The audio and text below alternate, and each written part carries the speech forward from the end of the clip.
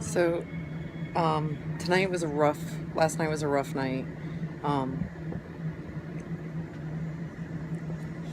David and his friend were out riding their bikes, and David was actually in the front yard, and Joseph was right before the front yard, and the car didn't see him. It was night, and the car hit his friend Joseph. So it was bad. Like, Serenity heard it. Of course, David was there, and it scared him. The person driving the car stopped. He seems like he's just genuinely a good person, and I can't imagine what he's going through. But we all went to the ER. I called Joseph's mom. We all went to the ER, and they said that he just got some road rash and abrasions. But the poor little guy could barely move. It was really, really scary. There was lots of crying last night, but thank God he seems like he'll be okay. I imagine he'll be in pain for a while, but he'll be okay. And it's one of those accidents that could happen to anyone, but you don't want it to.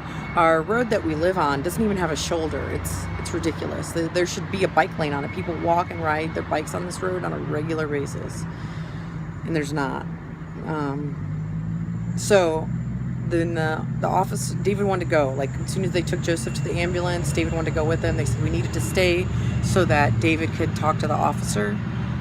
So the officer, just asks him what happened and takes down notes and all of our contact info. And then he starts lecturing him about the fact that David's light had a light on the back and Joseph's didn't. I'm like, this isn't the time for that, officer. What is really weird is that made the officer feel uncomfortable, and so instead of just acknowledging, oh, you're right, this little guy, he's already traumatized, he just wants to go to the hospital to make sure his friend's okay, I shouldn't be lecturing him right now, we can talk about that stuff later. He attacks me and says, well, I'll tell the mom, blah, blah, blah. And I was like, go ahead, I will too. Why would I lie? I don't function like that, and why would you threaten me? What is wrong with you, officer? I understand your intentions are good, but chill the fuck out, dude. Don't lecture my kid. Don't make assumptions about who any of us are. You take your report, you offer your condolences, and you go back out in the community. Truth is, I don't have, he's kind of young. It's an easy mistake that anyone could make, so it's really not that big of a deal. It's just annoying. I think the cop was a great guy. He did fine the whole time. He got confused for a second that he thought it was time to maybe lecture a 13-year-old about lights in the back while his friend's at the emergency room and he doesn't know if his friend's okay. Not the right time, but it's a mistake any of us could make. It's just all, when things like this happen, you sit and reflect. So I'm thinking about all, before they left, I actually talked to them about this. Hey, David's bike has a light on the back. So if you come home in the dark, you make sure David's in the back. I made stupid jokes, but it's you got to make sure David's in the back. I don't want him hit by a car, but people will be more likely to see him. So that's not what they did. It just sucks. I woke up I feel guilty. I feel anxious. I feel a little depressed about it. And it's one of those, it's just a horrible thing. I don't know that anything could be done differently. I don't know that anyone did anything that they need to feel guilty for, but I feel it. I feel guilt. I feel sadness. And of course I'm worried about Joseph. I have texted his mom, but I assume he's just okay and he's probably going to be sleeping and hurting. Oh, that is a horrible way to end a day. Although we thank God that he's okay. And so,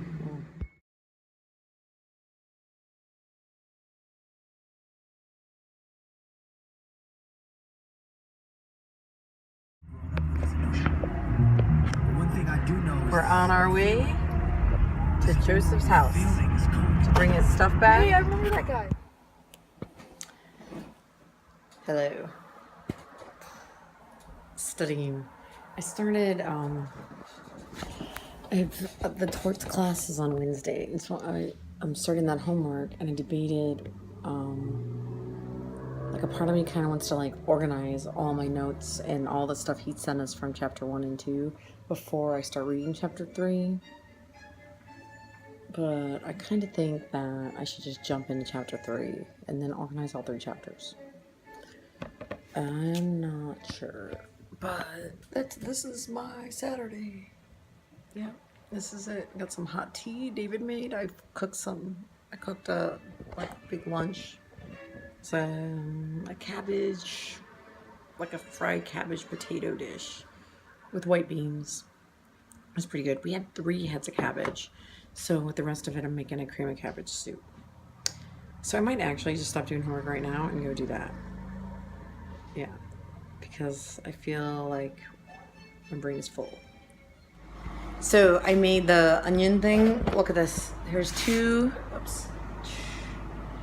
bags of cream of cabbage soup that we will freeze.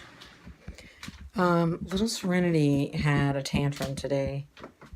She just didn't feel like listening. Like, she's just like, no, I will not push the cart. No, I will not move. No, I will not follow you around the store. No, no. So she gets home and she just like loses her temper and goes crazy, which randomly she does. This is part of the PTSD, I assume. Although I don't think there was a trigger, except maybe yesterday. The stuff with Joseph is probably actually a trigger. So she's calmed down. She's doing better. This, I don't know if you can see, what a mess. The sheets torn off the bed. There is trash all over the whole floor. There's trash everywhere. So I just go, and this laundry detergent. She has open laundry detergent in her room. Whoa. So I'm like, hey, what's your plan for your bedroom, honey? She says, well, you said I don't have to clean my room unless I have clothes laying out. I said, well, I actually said clothes are trash, but we're going to add to the list that when you throw tantrums, you will also be cleaning your room because this is not okay.